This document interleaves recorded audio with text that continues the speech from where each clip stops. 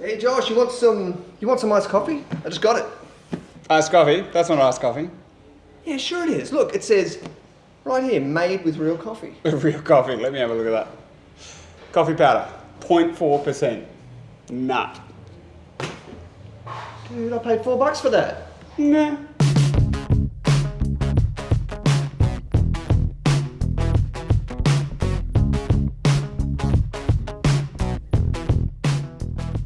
G'day, my name's Josh and I'm from the Coffee Science and Education Centre.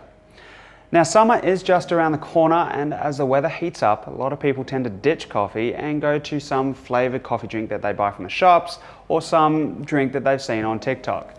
Now there's nothing wrong with these drinks. It's cold, it's refreshing, it's an easy way to drink coffee.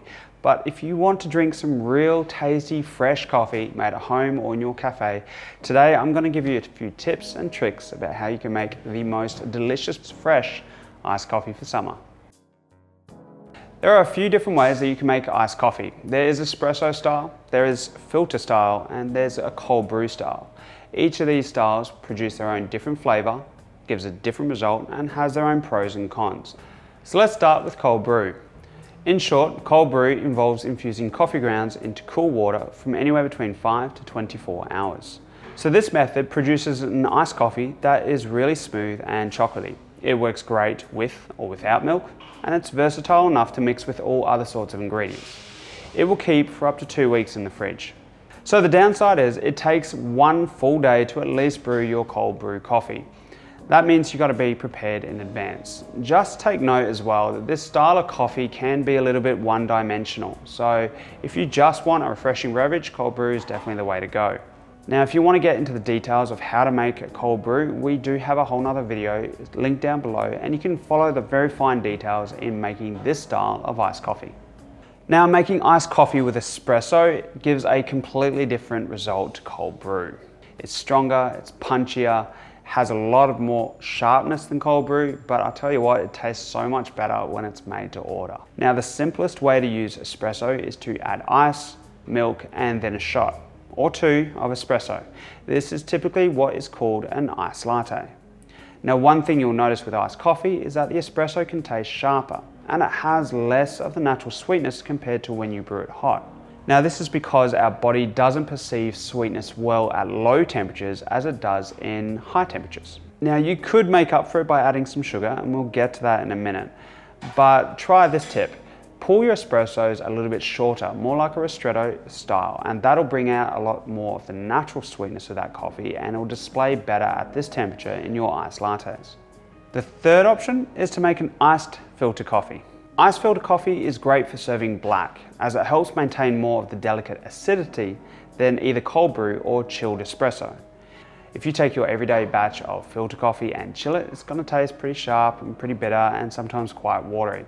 But the solution is to brew the filter with the same amount of coffee you would normally use, but halve the amount of water.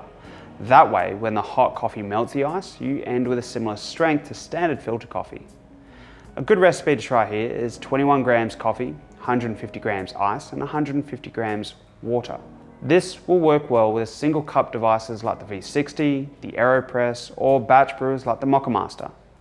Now, this method is ideal for serving up black filter specialty coffee, but because it's so delicate, it won't always work very well with other ingredients like milk or anything like that. It will wash out when it comes to those sorts of flavors. So the next best tip is to choose the right coffee. As I said earlier, our body does not perceive sweetness well at low temperatures as it does at higher temperatures.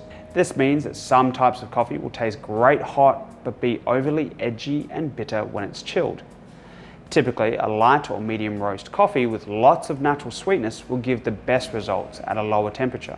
So, natural or honey processed coffees are usually your best bet when you're trying to do cold brew or ice filter coffees. Some roasters even have specific blends that are designed to work best at cold temperatures. But as always with coffee, there's still no hard and fast rules. Washed coffees can also produce a very refreshing style of flavor. So again, you've got to go and make your own search and find out what works best for you. Now, some people need a bit of extra sweetness in their iced coffees. Of course, normal sugar will not dissolve easily in cold liquids, so the best option then is to make a simple syrup ahead of time. Simple syrup works like this. Grab a cup of boiling water, add a cup of raw sugar and stir them together.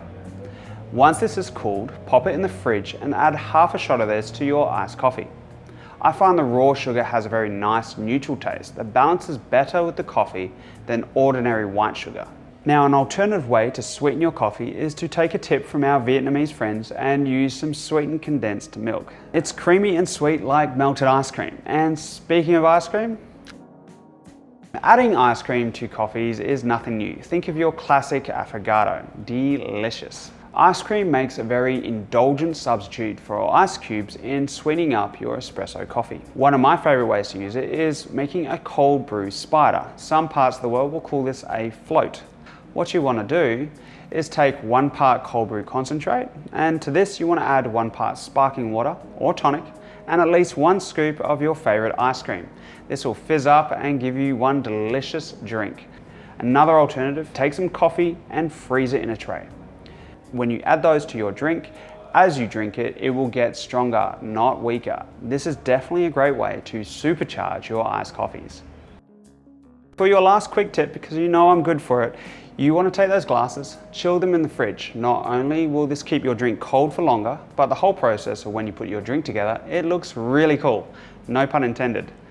Now, I want to know what sort of drinks you like to make when it comes to cold iced coffee styles.